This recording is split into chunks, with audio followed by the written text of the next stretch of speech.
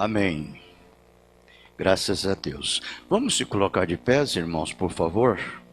Vamos ler a Bíblia, as nossas Bíblias. Fica em Romanos capítulo 9, né? Leremos a partir do versículo 6. Romanos capítulo 9, leremos a partir do versículo 6.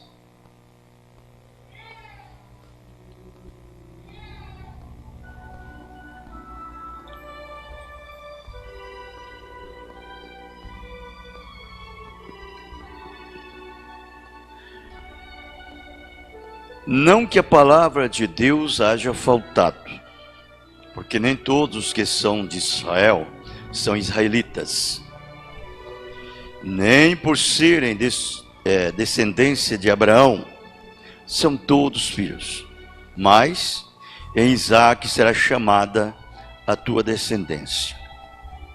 Isto é, não só os filhos da carne, que são filhos de Deus, mas os filhos da promessa são contados como descendência.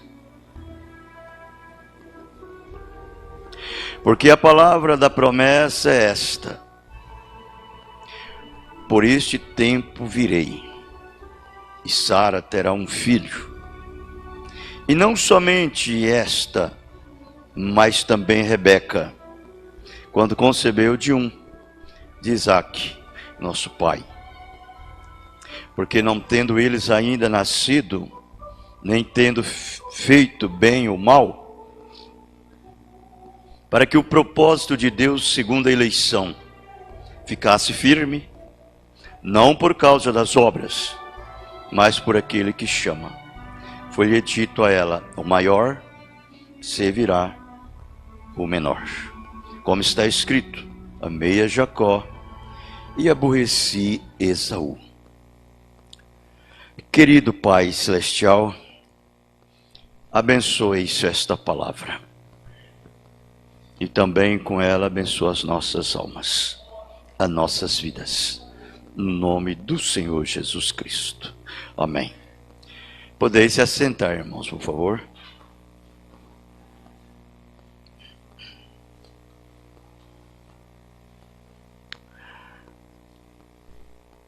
Agora, é uma coisa sobrenatural, é quando o homem pode crer, tomar Deus em sua palavra. Não é natural, é sobrenatural. E é um dever de todo aquele que crer. É crer na palavra de Deus e saber que ela não falha. O que ele disse, cumprirá. É de acordo, é segundo o que ele falou. Isto é a verdade. Não me importa o tanto quanto parece incapaz para a mente humana, mas é o que Deus disse. E uma coisa importante que eu creio que é a verdade: todo aquele que está familiarizado com a palavra de Deus, ele tem facilidade para crer nela, confiar nela e descansar nela. Ele não tem interrogação quanto à palavra de Deus, não importa o quanto a sua mente natural contesta aquilo. Ele crê e sabe que o que Deus disse é a verdade. Aqui nessa escritura que nós lemos, é uma coisa incontestável que nós podemos observar, que hoje tem sido e é um embaraço para multidões. Porque nem todos estão familiarizados com a palavra de Deus, e nem todos estão aptos para crer nela. Quando ouve falar, eles acham que é um absurdo. E hoje a maioria, ela baseia mais na sua vida natural.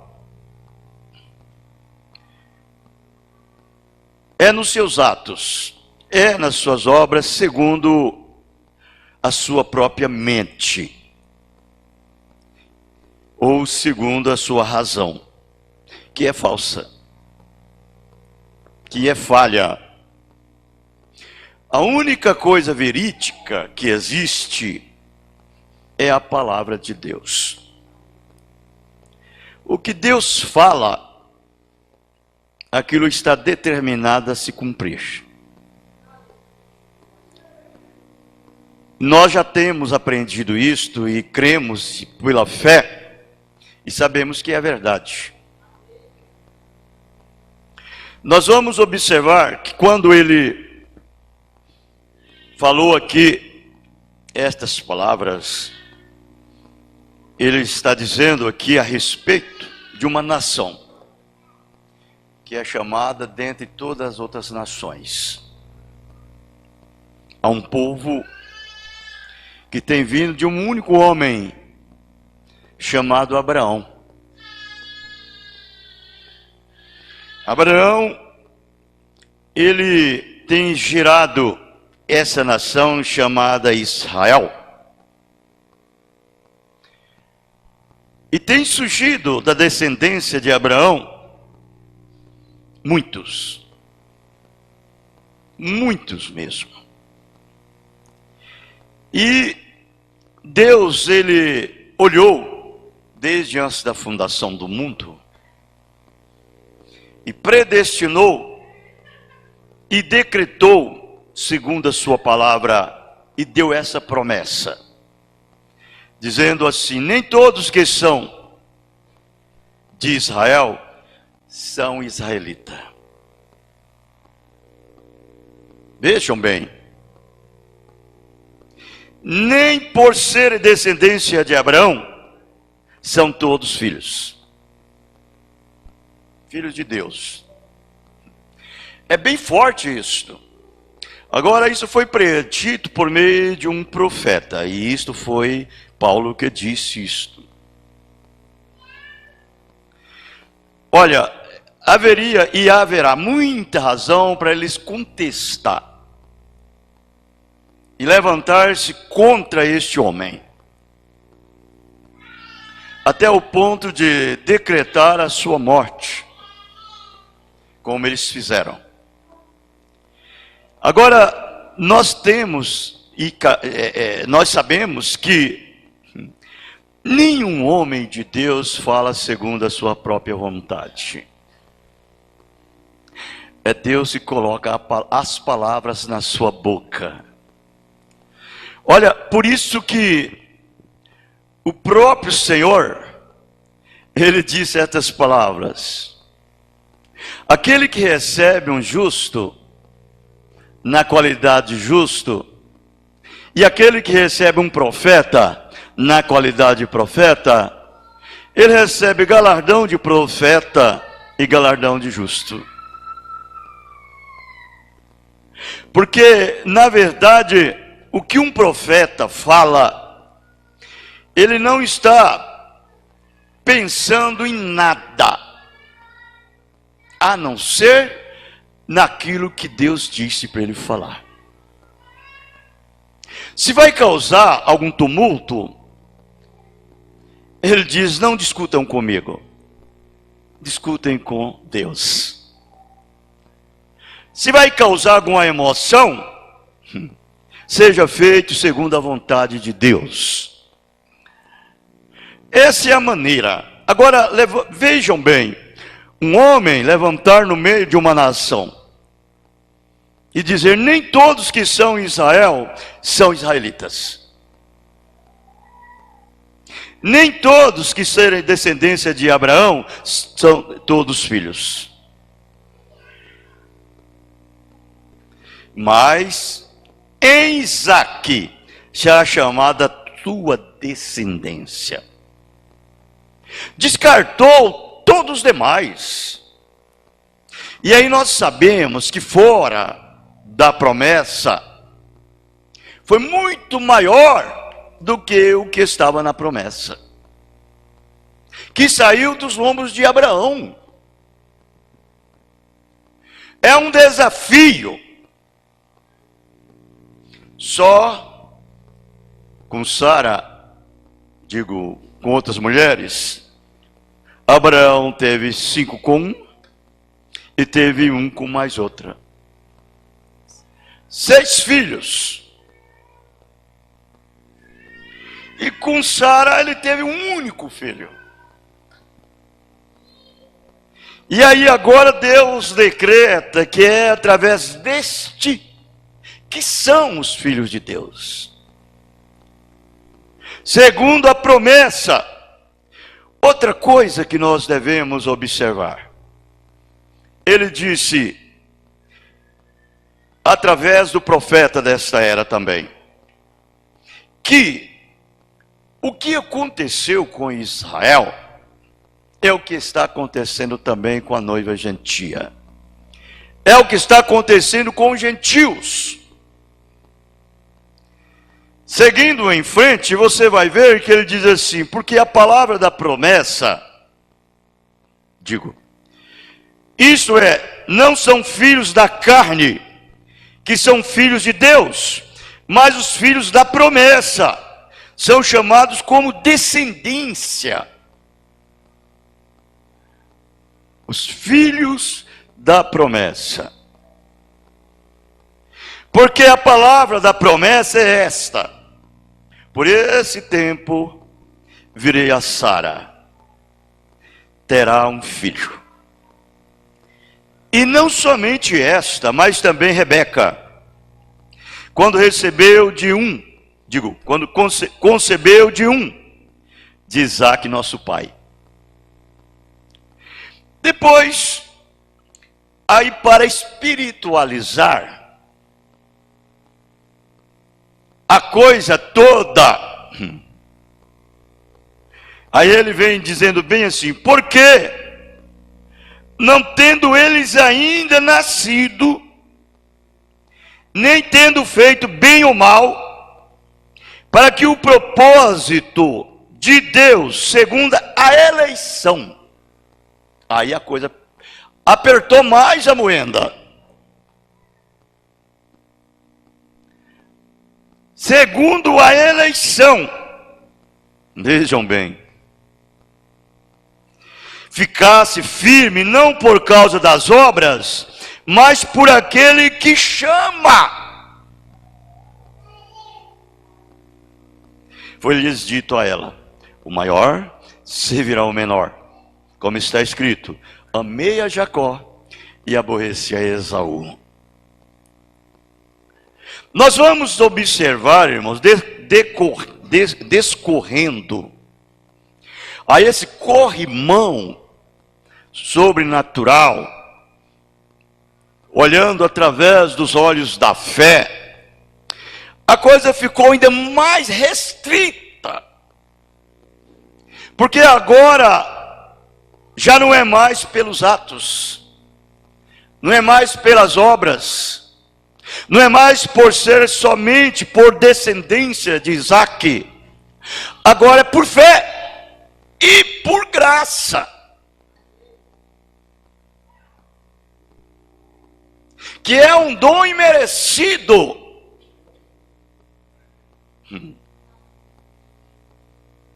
Você não merecia, e todavia Ele te fez isso. Baseado nisso daqui, quando nós podemos ver que houve uma determinada perseguição, até o ponto que o profeta de Israel, que era Elias, ele pensou que só ele tinha ficado. O resto tinha morrido todos. Aí então Deus disse, não, Elias, não ficou só você não. Olha como Deus disse. Mas o que disse a resposta divina? reservei para mim 7.000 varões. Isso é lá de dentro de Israel. 7.000 varões que não dobraram os joelhos diante de Baal.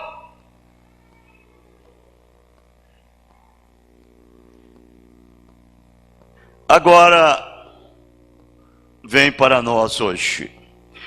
O Mombrana, ele disse: o que aconteceu com Israel é o que está acontecendo com os gentios. Isto é a verdade. Aí vem Deus dizendo assim: assim, pois também agora. Isso é para nós hoje. Nesse tempo, ficou um resto segundo a eleição da graça. Então você vai ver que aqui é graça. Aqui é nosso tempo. Um resto segundo a eleição da graça.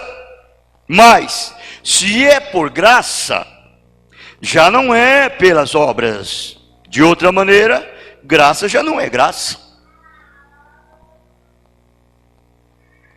Pois que o que Israel buscavam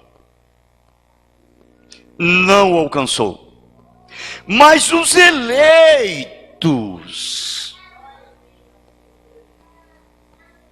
esses eleitos, temem ali como uma prefiguração baseado em Jacó. Em Jacó. Você entendeu?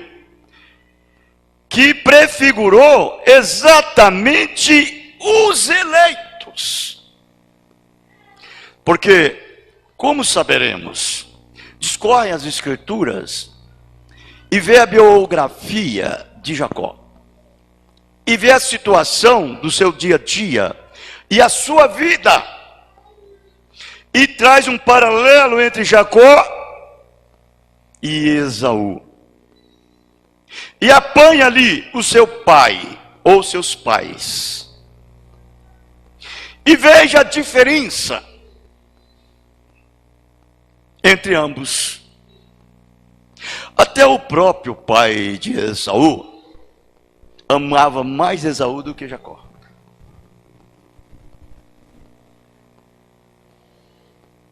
Por quê? Porque na verdade Esaú, ele era um homem que atendia os anseios do papai.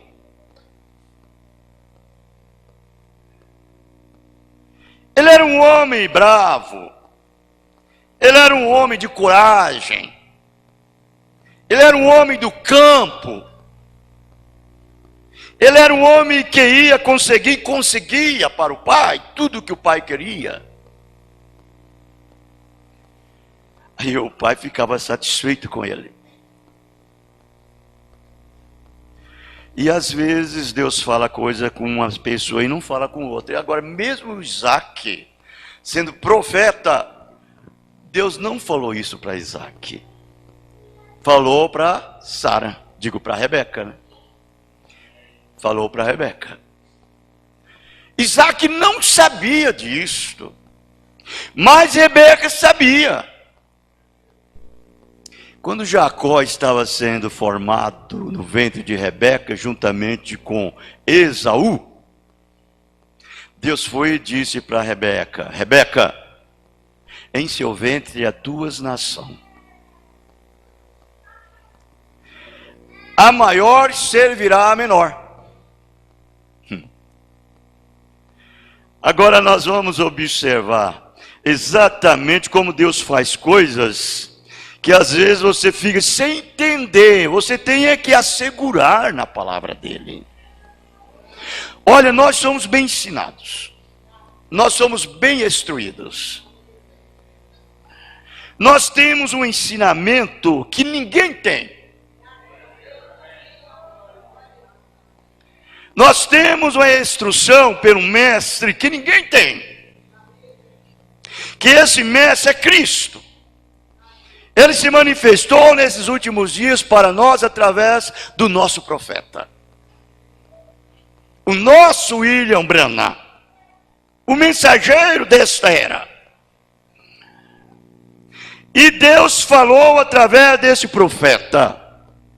E esse profeta tem entregado a sua palavra. E nós temos as mesmas características desse profeta.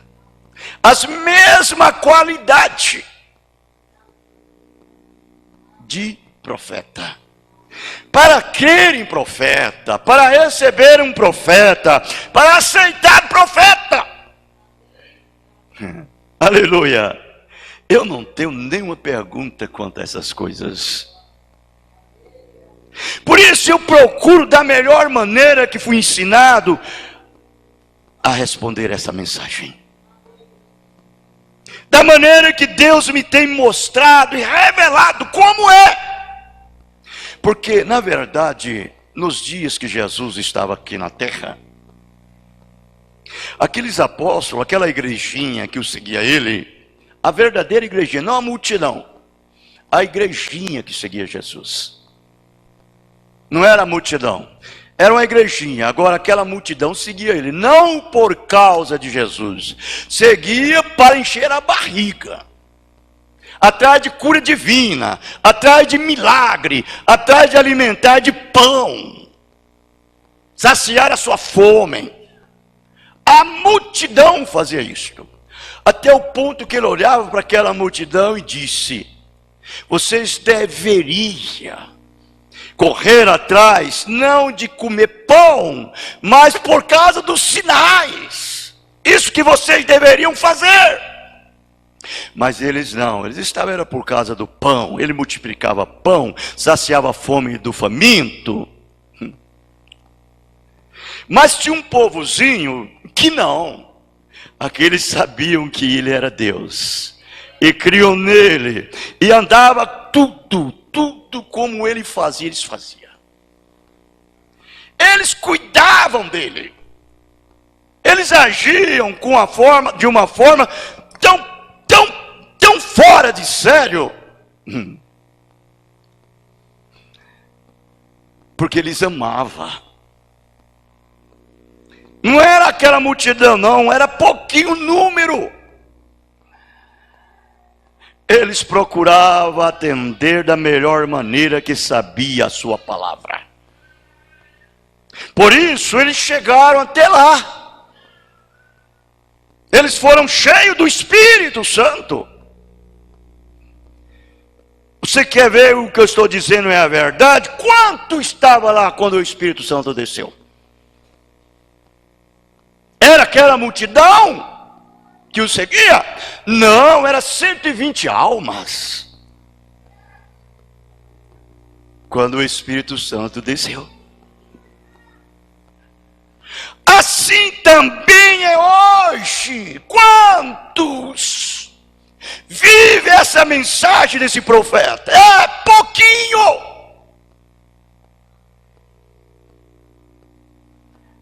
É a minoria. Os outros crê nela no escuro,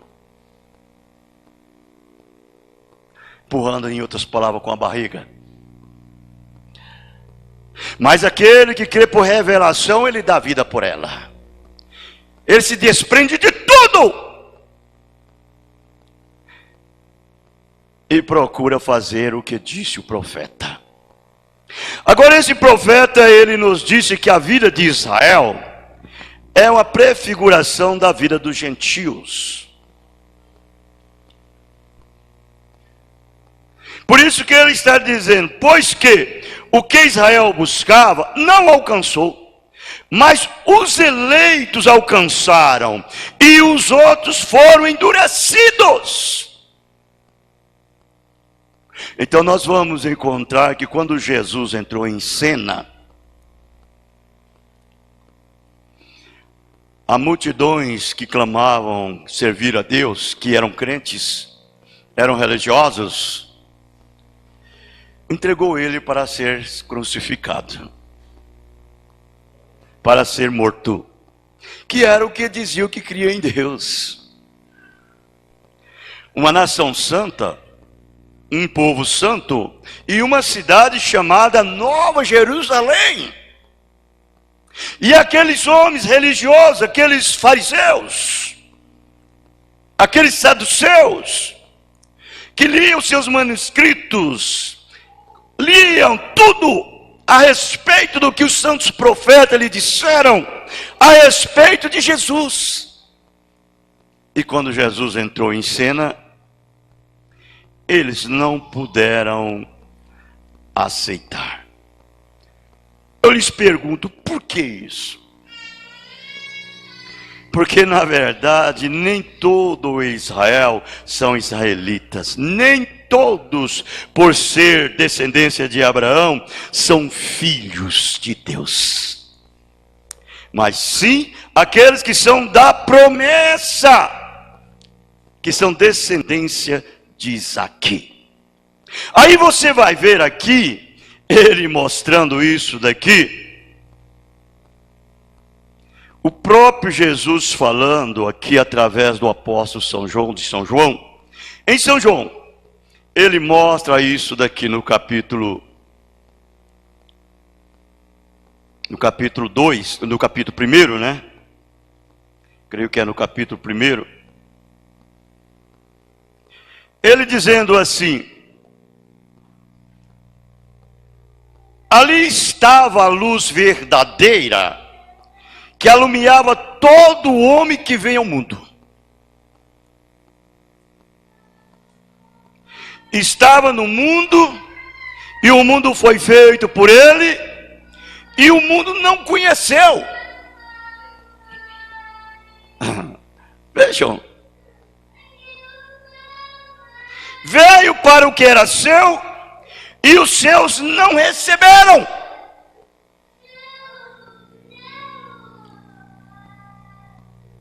Aí agora ele faz ele espiritualiza uma coisa, que você vai ver quem são e quem não são. Aí ele mostra a diferença agora.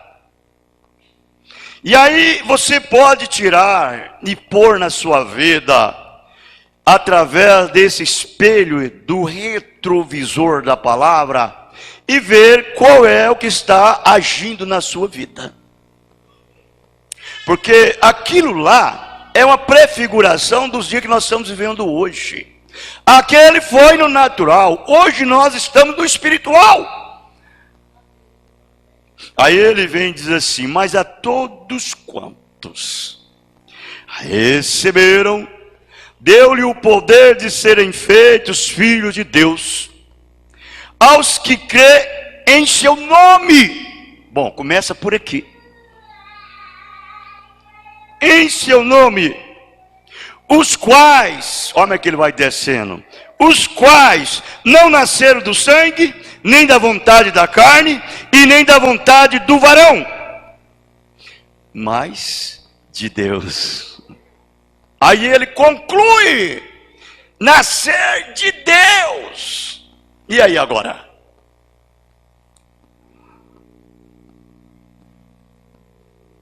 O que você me diz a esse respeito? Aí Jesus disse: e quando virdes o Filho do Homem subir para onde ele veio? Porque não vai subir ninguém, a menos aquele que desceu. Agora esses que nasceram não da carne, não da vontade do varão, mas de Deus,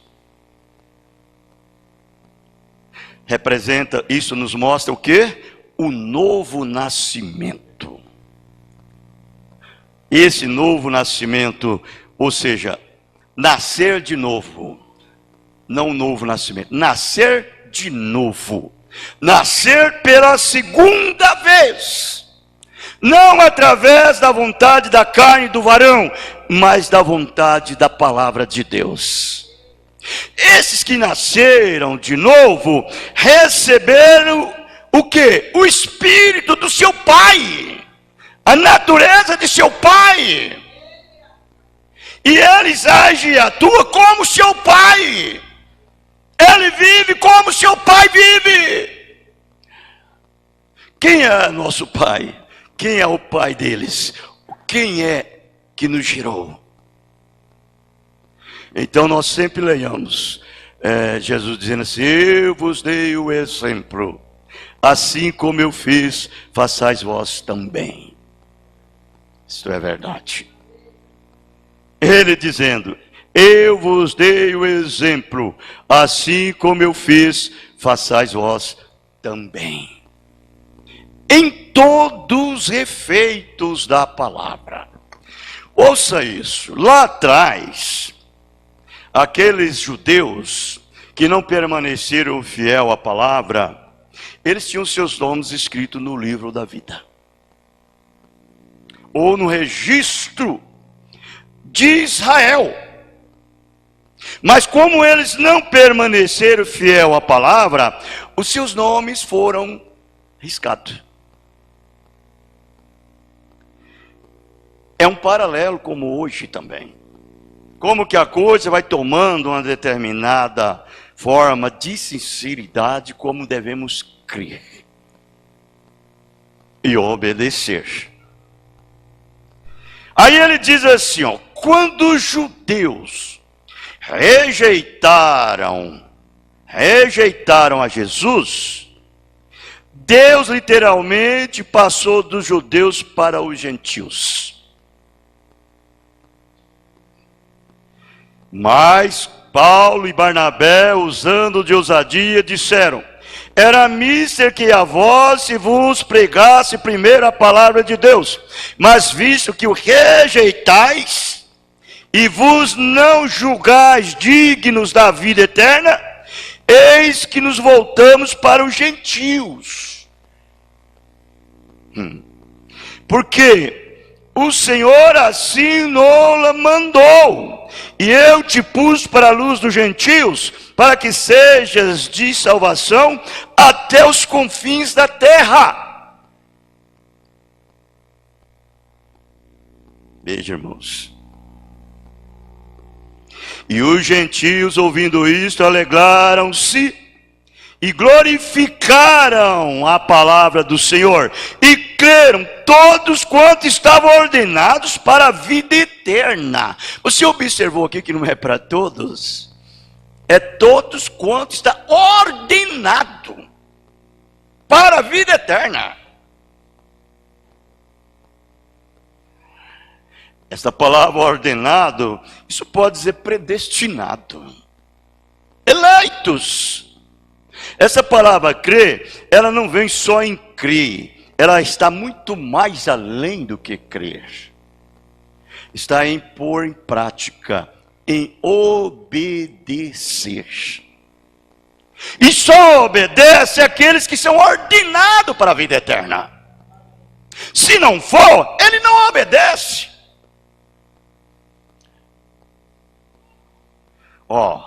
Isso não é para sugerir que não haveria mais nenhum nome das tribos de Israel permanecendo no livro da vida, porque muitos destes, mas não multidões, através do princípio da eleição, estarão na era da igreja gentia e entrarão ao corpo de Jesus Cristo, mostrando que os seus nomes verdadeiramente permanecem no livro da vida. Também, como demonstraremos, segundo o quinto selo, multidões de judeus martirizados receberão vestes brancas e a vida eterna pelo Senhor. Muitos judeus.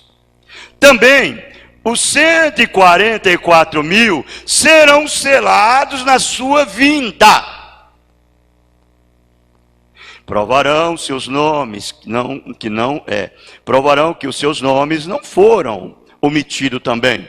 Mas é ainda muito, corretamente anunciado no Salmo 69, que são os ímpios ou injustos, rejeitadores de Cristo, e os destruidores de seus povos, cujos nomes são removidos. Rejeitadores de Cristo e os destruidores do seu povo, que os seus nomes são removidos. Como Israel, o povo escolhido de Deus, na maioria perdeu seus direitos no livro da vida a rejeitar a Jesus. Assim, a maioria da igreja gentia entrará também na condenação, com resultante remoção de seus nomes do livro da vida, por rejeitar a palavra e, por conseguinte, entrando no movimento ecumênico mundial, que é a imagem erigida para a hora. Vejam bem, ou digo, para a besta.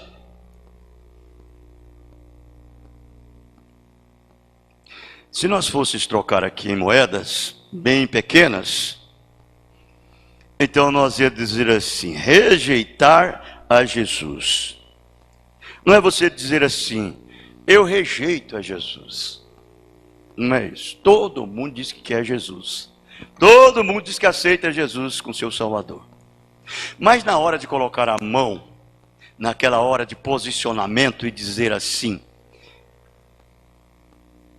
eu procuro identificar-se com a sua palavra. Eu procuro viver através dela. E ela viver através de mim. São poucos.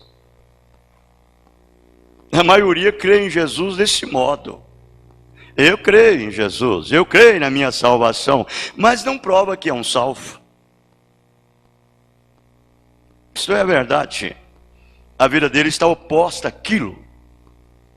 O outro já declara logo de cara que ele pertence ao movimento ecumênico, que é exatamente a imagem erigida para a besta. Entendeu? Bom, deixa eu ler um pouquinho aqui. Há outro ponto para ser notado aqui. No julgamento do grande trono branco, haverá uma separação de pessoas. O livro da vida será aberto. E o outro livro será aberto. 2 livros. Mateus 25, 31 ao 46. E quando o Filho do Homem vier em sua glória e todos os santos anjos com ele, então se assentará no trono de sua glória, e todas as nações serão reunidas diante dele, e apartará uns dos outros, como o pastor aparta dos bodes as ovelhas. E porá as ovelhas à sua direita, mas os bodes à esquerda.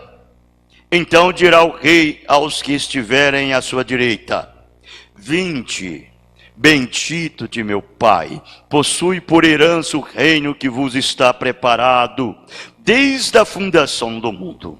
Porque tive fome, o deste-me de comer, tive sede, deste-me de beber, era estrangeiro, me hospedastes, estava nu e me vestiste, e adoeci, me visitaste, estive na prisão, foste me ver.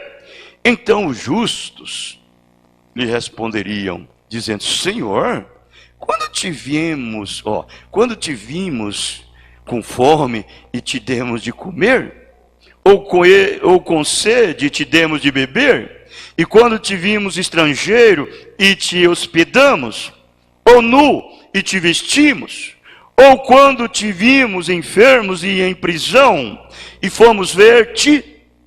Respondendo o rei, lhe dirá: em verdade eu vos digo que quando fizeste a um destes meus pequeninos irmãos, a mim o fizeste.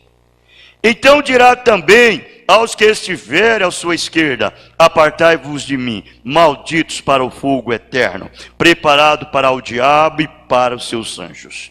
Porque tive fome e não me deste de comer, tive sede e não me deste de beber, sendo estrangeiro não me recolhestes, estando nu não me vestiste, e enfermo na prisão não me visitastes. Então eles também lhe responderão, dizendo: Senhor, quando te vimos com fome e com sede, e estrangeiro, e nu, e o enfermo, e o na prisão, e não te servimos?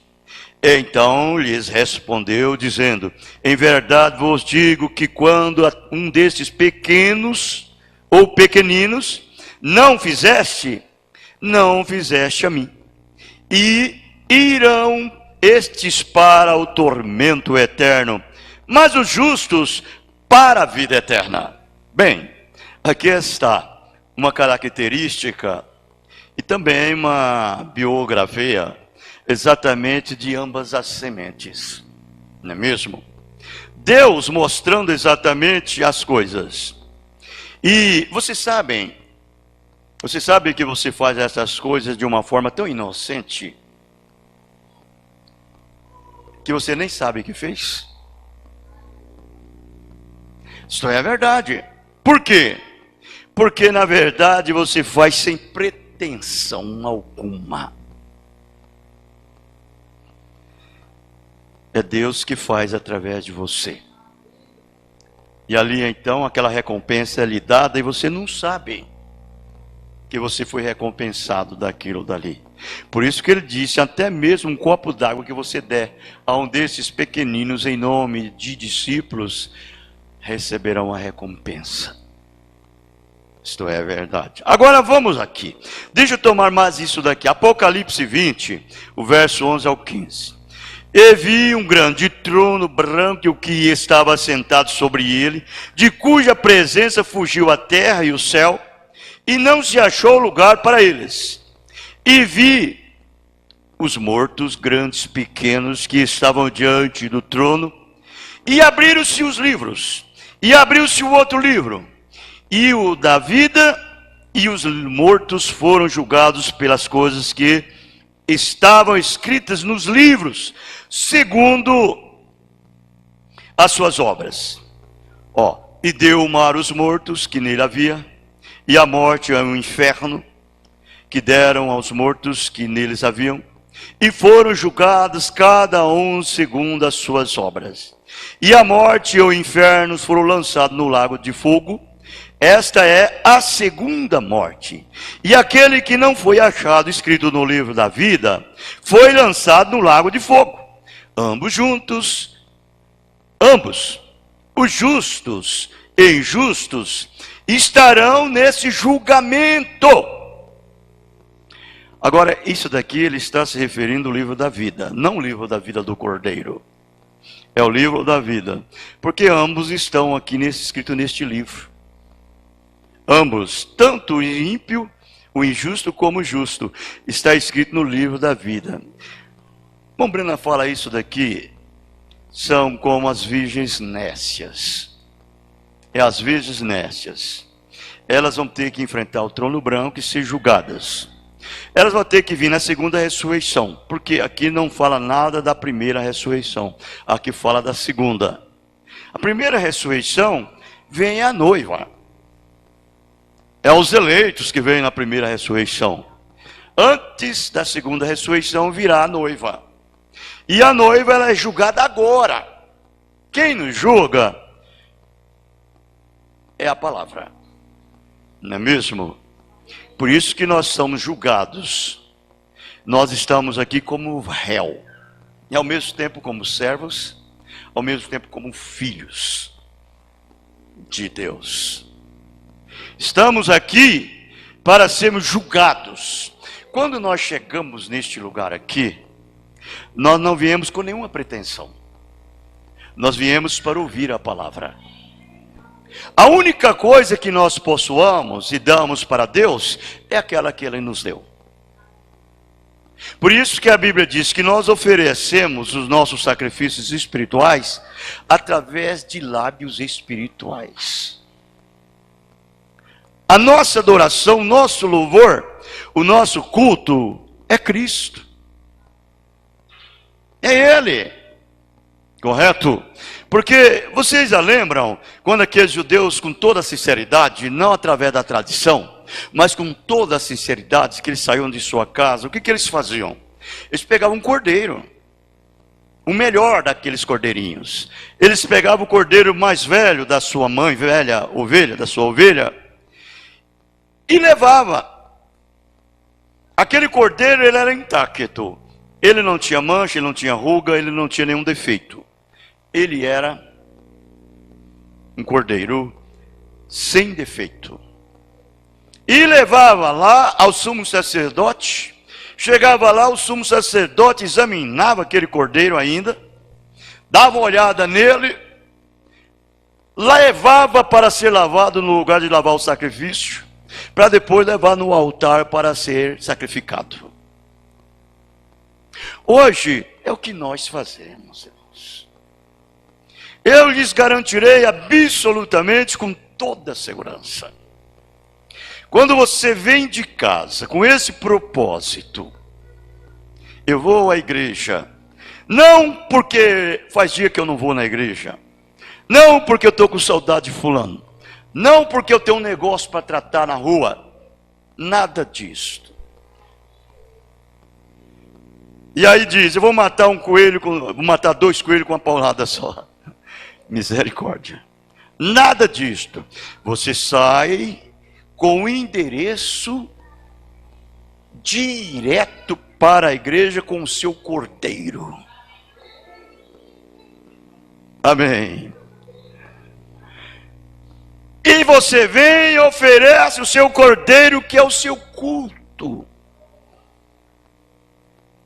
com toda a sinceridade e honestidade do Espírito, que é a revelação por fé. E você assentam aí e espera o seu julgamento, porque o cordeiro está sendo julgado.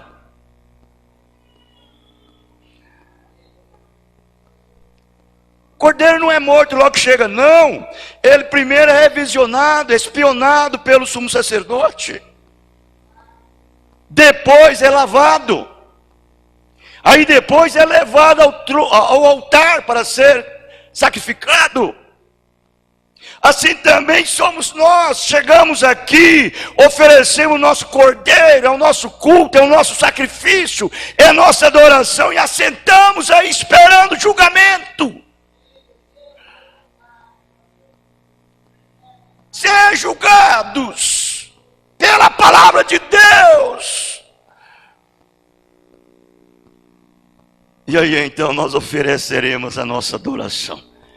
E ela é perfeita, porque ela vem de Deus. Deus nos deu primeiro, para que depois nós damos a Ele.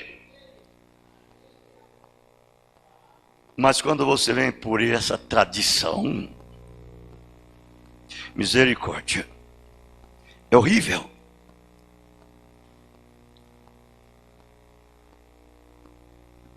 Você viu?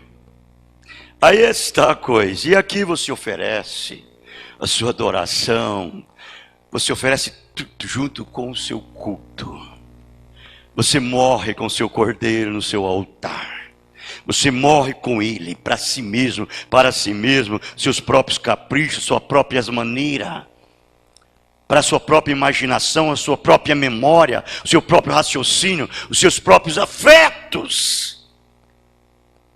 E você faz isso por revelação, com amor divino. Aí então o seu sacrifício, ele se torna uma oferta de cheiro suave nas narinas de Deus. Isto é a verdade. Aí então você sai consolado, sem nenhum peso de consciência. E volta para casa, pronto e preparado para retornar novamente e oferecer de volta a sua adoração. Porque dentro de você há uma lei, e essa lei, ela está todo o tempo forçando o seu caminho. É a lei da vida eterna, que não vem da justiça da lei, mas vem da graça que Deus te deu. Então vejam bem, irmãos, aí está, olha, ele dizendo assim: ambos justos, injustos, e estarão nesse julgamento. Assim está dito. Esses justos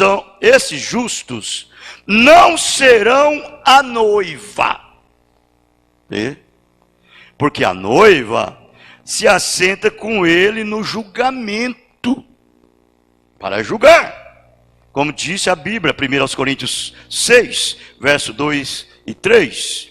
Não sabeis vós que os santos hão de julgar o mundo? Ora, se o mundo deve ser julgado por vós, sois porventura indignos de julgar as coisas mínimas? Não sabeis vós que havemos de julgar os anjos? Quanto mais as coisas pertencentes a esta vida. Apocalipse 3, 21. Ao que vencer, lhe concederei que se assente comigo no meu trono. Vencer o quê? Aí é onde está a coisa. É por isso que nós chegamos a um lugar dessa forma, de uma maneira pura e perfeita, e procuramos identificar-se com o sangue do Cordeiro e com a palavra de Deus, identificando-se a nossa vida com ela. 24 horas. Em todo lugar que você vai. Não me importa o lugar que você vai. Pode, se Deus mandar você ir lá no meio da feitiçaria, você vai. Pode ir sem medo, que você entra e sai sem manchar sua alma. Aonde quiser. Lá no shopping. Shopping. Você sabe que o shopping é um lugar onde Satanás se apronta para manifestar? É lá. É lá no shopping. É lá que está uma perversão terrível de Satanás. Quando você for para o shopping, você vai, mas vai como cristão, viu? Vai bem prontinho, bem preparado. Porque você pode ser surpreendido. Você pode encontrar com Deus lá. Você sabia disso? Quantos sabia disso? É a verdade. Deus não é um anjinho, nem uma coluninha de fogo que vai descer lá para você ver ele, não. É seus filhos. É os filhos de Deus. Eles são mensageiros de Deus. Você pode encontrar com um deles lá. Então você vai bem preparadinho como cristãos, que não tem de que se envergonhar, de estar em confusão. Entendeu o que eu digo? Eu estou falando por experiências, que eu já deparei com muitos quadros lá. Então vejam bem, lá a noiva vem para julgar. A noiva vem para julgar. E para ser julgada, para julgar, nós temos que ser julgados primeiro. Temos que passar por aqui e vencer. Para que nós pudéssemos assentar com Ele no seu trono. Sentar com Ele no seu trono é julgar o mundo. Porque se o juiz se assenta no trono para julgar, e ali do lado está a esposa, então também ela vai julgar. A esposa ajuda o esposo. A esposa serve o esposo. E a esposa de Jesus serve ele. Está ao lado dele, ali ajudando ele. Não é mesmo? Vocês creem assim? Eu vou encerrar aqui. Ao que vencer, lhe concederei que se assente comigo no meu trono, assim como eu venci e me assentei com meu Pai no seu trono. Vejam, a noiva está com ele no trono. Estes são os verdadeiros cristãos genuínos, os verdadeiros atributos de Deus, os verdadeiros sangue puro. Se existe um sangue azul, é o seu, que é o da noiva de Jesus Cristo. Mas ele é vermelhinho como o sangue de Deus, não é mesmo? Ainda que os seus pecados sejam como a escarlata e vermelho como o carmesinho, eles se tornam branco como a pura lã através do sangue de Jesus Cristo. Ele disse: como ela é para julgar o mundo, ela tem de estar assentada no julgamento com ele. Foi exatamente isso que Daniel viu. Daniel 7, 9 e 10. Eu continuei olhando até que foram postos uns tronos, olha, uns tronos, muitos. E um ancião de dia se assentava, ou se assentou. E o seu vestido era branco como a neve, e o cabelo de sua cabeça como a limpa lã. E o seu trono, chamas de fogo, e as rodas dele, fogo ardente. Um rio de fogo manava, e saía diante dele, e estava, manava, e saía de diante dele. E milhares o serviriam. Isso é a noiva. Como eu disse, a esposa serve o esposo, e nós serviremos o Senhor. E milhões estavam diante dele. Isso é o mundo. Isso é o mundo. Assentou-se o juízo, abriu-se o livro, e vejam, é a mesma cena. Porque há milhares que estão ministrando, servindo, são a noiva. Porque quem ministra ao esposo, senão a esposa? Vê? Aí então, irmão, é o que nós temos que ser agora. É o que nós temos que fazer agora.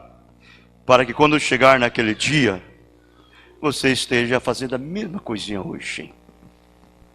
Sendo julgado agora, você sabe que ao mesmo tempo que nós estamos sendo julgados agora com a palavra, também estamos julgando o mundo também. Porque a sua vida produz juízo. Por que eles não gostam muito do cristão? É porque a sua vida é diferenciada. É um homem, é uma mulher separada do mundo. E uma vez que você vive uma vida honesta diante de Deus e pura, lavada pelo seu sangue, essa vida produz juízo para eles. Você crê assim? Nós vamos cantar o hino e nós encerramos essa parte. Que Deus nos abençoe. Vamos cantar o hino 263.